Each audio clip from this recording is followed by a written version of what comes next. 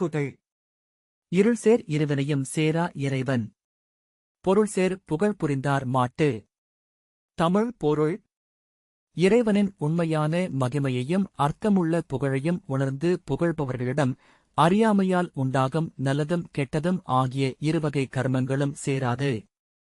எளிய விளக்கம். இறைவனை உண்மையாக நினைத்து அவருடைய உயர்ந்த பண்புகளை புரிந்து கொண்டு வாழ்பவர்களுக்கு வாழ்க்கையில் தீய விளைவுகள் ஏற்படாது. அவர்கள் மனம் தூய்மையாக இருப்பதால் பாவங்களும் அறியாமையும் அவர்களை அணுகாது. உதாரணக் கதை. ஒரு கிராமத்தில் அருண் என்ற இளைஞன் இருந்தான். அவன் தினமும் இறைவனை நினைத்து நல்ல செயல்கள் செய்தான். ஏழைகளுக்கு உதவி செய்தான், பொய் பேசவில்லை, யாரையும் துன்பப்படுத்தவில்லை. ஒருநாள் கிராமத்தில் பெரிய பிரச்சினை ஏற்பட்டது. சிலர் சண்டை போட்டனர். ஆனால் அருண் அமைதியாக எல்லோரையும் சமாதானப்படுத்தினான். மக்கள் அவனை மதிக்கத் தொடங்கினர். அருண் இறைவனை நினைத்து நல்ல வாழ்க்கை வாழ்ந்ததால் அவனிடம் தீய செயல்களின் விளைவு எதுவும் சேரவில்லை. அவன் வாழ்க்கை அமைதியாகவும் மதிப்புடனும் இருந்தது. இந்தக் கதையின் பொருள். நல்ல எண்ணத்துடன் இறைவனை நினைத்து வாழ்பவர்களுக்கு தீய விளைவுகள் வராது. நல்ல மனமும் நல்ல செயல்களும் வாழ்க்கையை பாதுகாக்கும்.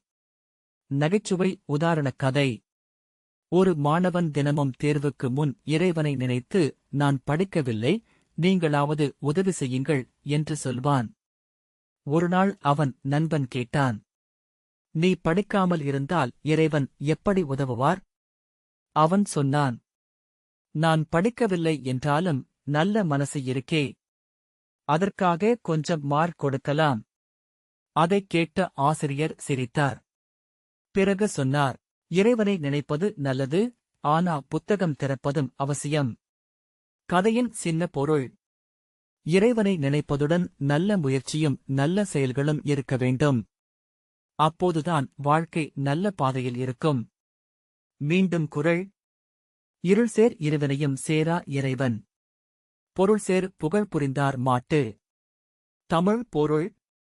இறைவனின் உண்மையான மகிமையை உணர்ந்து அவரை புகழ்பவர்களிடம் அறியாமையால் உண்டாகும் நல்லதும் கெட்டதும் ஆகிய இருவகை கர்மங்களும் சேராது.